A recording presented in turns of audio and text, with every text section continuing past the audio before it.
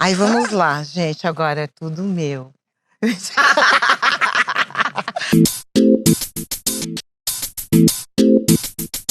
Aí a minha pergunta, a minha provocação é: em que momento, parece ser óbvio, mas em que momento a questão do etarismo, especificamente essa expressão, te tocou, te afetou, fez com que você se movesse para esse momento, sabe? Posso começar? Sim. Eu tenho duas questões, tá? Na minha vida particular, foi quando eu entrei na menopausa, tá? Sim. Que é o primeiro marco da velhice, né? Então aquilo ficou muito intenso, porque eu não esperava. Eu até achei que eu pudesse estar grávida. E eu tava entrando na menopausa, foi com 46 anos. Ali me tocou profundamente, porque eu disse, nossa, eu tinha acabado de me separar, tava gata, tava em São Francisco estudando, uma coisa que eu não tinha feito quando era menina.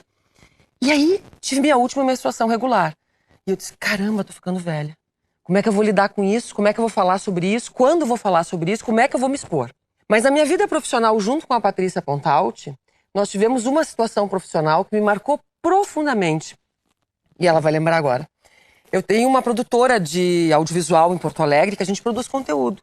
E a gente criou um programa de televisão na época dos food tracks, né? Lembram? Que era moda. Tudo era track. E aí a gente montou um programa que chamava Fashion Truck, que era nós viajando pelo Brasil, dentro de um caminhão. A gente estacionava o caminhão nas praças das cidades e ajudava as pessoas a se vestir. Muito legal. E eu fui para um evento, fiz um pitching e uma TV internacional. Queremos. E nós, uau, é agora. A gente tava numa felicidade, tá? E aí assim, ó, assinando o contrato, veio do canal uma notícia dizendo assim: a gente quer o projeto, mas a gente não quer vocês, porque vocês são velhas pro canal. E eu tinha 42 anos. E eu tinha 38. 38. Bom. Ó, cheguei a me arrepiar. Não, a gente... Não, eu fiquei devastada. Claro. E decidimos não vender o programa. Eu disse, bom, se não é conosco, não é com ninguém. Se não é conosco, não é conosco. Não é conosco. E aí não vendemos o projeto e foi a primeira vez que eu senti um etarismo violento profissional. Mas eu percebo que pra mim surgiu na virada, quando na maternidade dos 39 e 40, que eu percebi que as pessoas me achavam uma mãe velha. E eu me lembro que os próprios médicos diziam, tu é uma mãe velha, né? É uma mãe velha. Uma mãe velha, uma mãe velha. Toda hora que é isso. Cara, eu sou uma mãe velha. E eu disse, não sou velha. Talvez velha para uma primeira gestação, passou, né? Mas daí que tu te dá conta que tu está envelhecendo. E ao mesmo tempo, um relacionamento com um homem mais jovem que se torna gritante essa diferença de idade e de tu te sentir envelhecida. Daí eu me lembro que naquela época, uma amiga, né, interessada na pessoa com quem eu estava me envolvendo, disse que eu era uma blogueira da terceira idade. Ave Maria. Aí é bom. As pessoas, elas são violentas, assim. São violentas. Com num outra grau. mulher disse isso, não é horrível? Mas é isso, né? Somos criadas dentro todas somos vítimas, mas reproduzimos isso. Eu acho que pra mim, no pessoal, quando eu me lidei a primeira vez com o etarismo, não sei nem se foi com o etarismo, mas foi com o processo de, cara, não existe espaço pra envelhecer. Foi quando a minha mãe morreu. Porque minha mãe era uma mulher super jovem, à frente do tempo dela. E envelhecer para ela não foi fácil, nem um pouco. Porque ela tinha muito esse lugar do prazer, era uma pessoa muito sedutora, uma pessoa, né, que via que a jovialidade era o que fazia ela, de certa forma, era a única opção de viver, vamos dizer assim. Foi a primeira vez que eu parei para pensar o que eu queria ser quando eu envelhecesse. Porque a gente não se faz essa pergunta. Não. E essa pergunta tá dentro desse etarismo.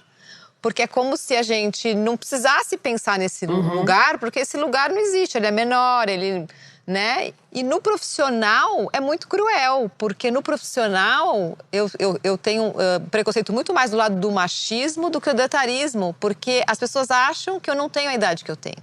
Olha, eu me lembro de 2 momentos. Mas eu não me sinto ainda.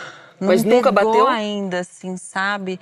Olha, um momento que bateu foi quando a Camila me ligou para falar, vamos falar sobre menopausa? Eu falei, não.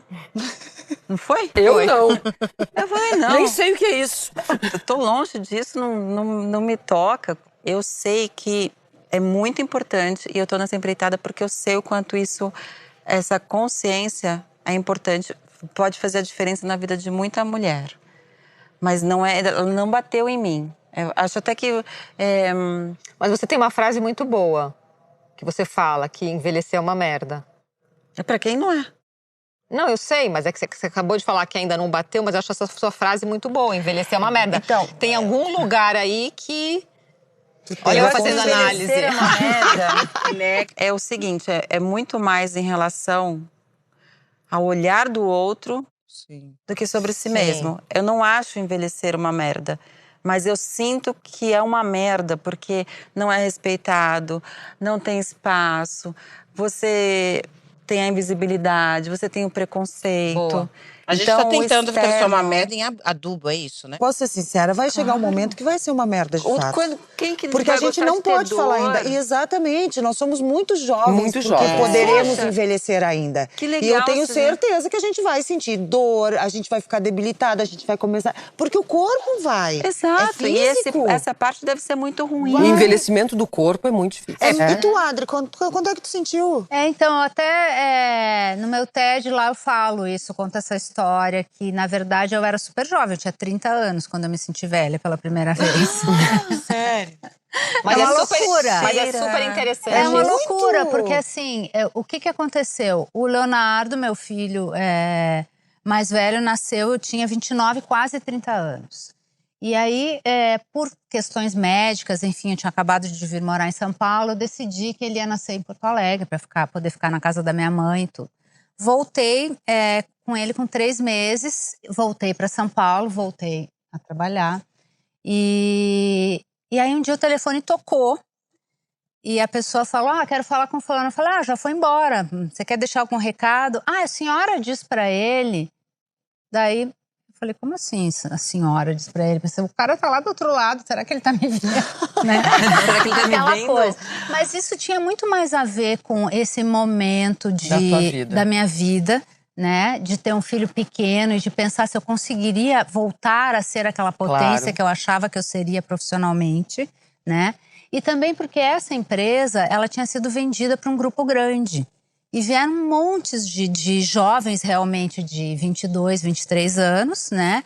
Ali começando um MBA e tal, e aquilo me fez sentir mais velha. Claro. Mas aí nesse curso que eu fui fazer fora, que eu morei esse tempo fora, um professor, que era um professor de estúdio lá de fotografia, um dia ele falou, a gente tinha que trazer alguns modelos, convidar pessoas que a gente conhecia para ser modelo das nossas fotos de estúdio.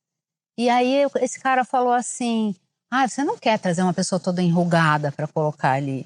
Deixa eu provocar vocês com uma coisa, né? A gente tem uma cultura muito mais americana no Brasil do que europeia. Total. Sim. Né? E isso revela muita coisa. E isso nos traz a questão do novo e do velho em tudo. Meu carro tá velho, preciso de um novo. Essa roupa tá velha, preciso de uma nova. Tudo que é velho é ruim. É ruim. Né? Em tudo, não é só na pessoa. Na Europa, as casas antigas, as mais velhas, são as mais valorizadas. Aqui, uma casa velha com o pé direito alto vale nada. O que a gente está falando? Que não é a palavra velho e novo, é o sentido que a gente dá para ela, porque a mesma palavra é usada na Europa. Não, na Europa, só que o velho não é ruim. Não tem uma conotação ruim. E não tá linkado. A beleza não significa só o novo, né? A beleza tá no velho também. Tá, mas não é assim também com as mulheres. E não é assim com o envelhecimento. Eles são menos críticos, mas não deixam de ser. A gente sabe que tem vários casos. Olha o que aconteceu com a Brigitte Macron, por exemplo. Ela foi trucidada. Sim. Entende? Porque ela é velha e ela é casada com um homem mais jovem. Inventam 1000 histórias a cada busca que se faz sobre o nome dela, tem um case novo. Então quer dizer que existe sim. Eles tratam muito melhor que a gente. São muito... Olha, a gente tem várias mulheres divas que mantêm o rosto, né? Até natural. A gente também talvez tenha que tomar cuidado em tudo é natural. Exatamente. Você entendeu?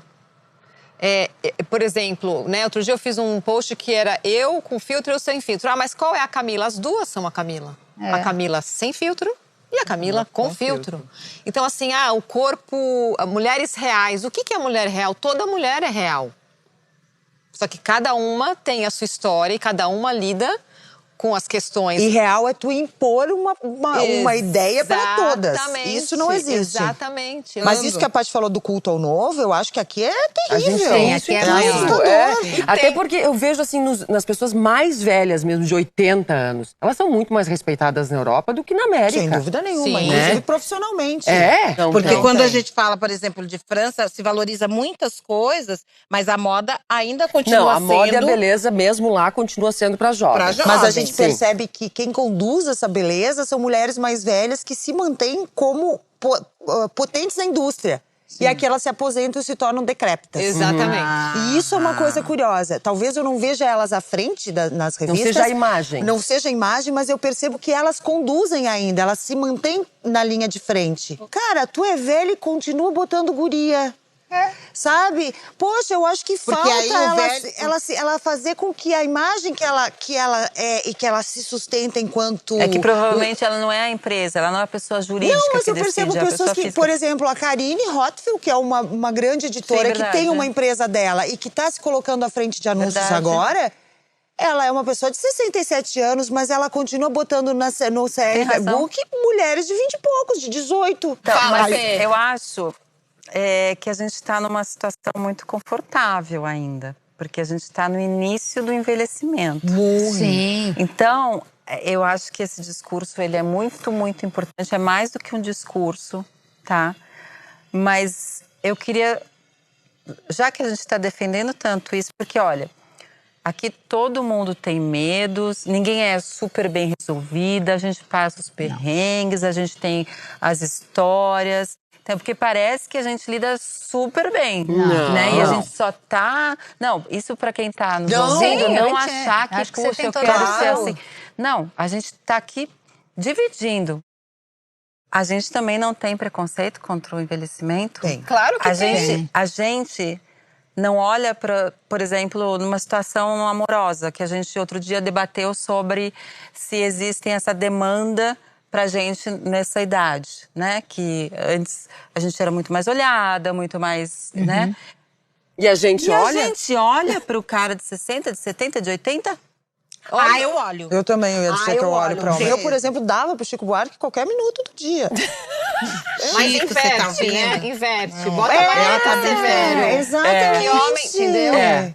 A gente, não é porque a gente está falando de etarismo que nós não temos o preconceito dentro da gente. Claro, é exatamente isso que eu Então, quero dizer. recentemente… Não, e esse é um trabalho diário. Diário. Assim E a gente como a vai, aceitação não, e a do gente nosso vai morrer envelhecimento. velhinhas trabalhando ainda. Exatamente. Porque Sim, esse com preconceito certeza. não vai sair da gente nessa vida. A gente não está Todos os dizendo aqui dias. estamos bem resolvidas, nada nos dói, nada nos incomoda. A gente, Não, ao contrário, a gente está não, justamente… nos dói que a gente tá aqui. Exatamente. Tanto nos dói que vira uma missão de vida. Exatamente. Uma missão de vida. Envelhecer nunca vai ser um assunto velho. E a gente vem cunhar esse termo como um termo positivo, sim. É isso. É isso. Ai, É um lindo. termo positivo. Termo positivo. Ai, que assinatura maravilhosa.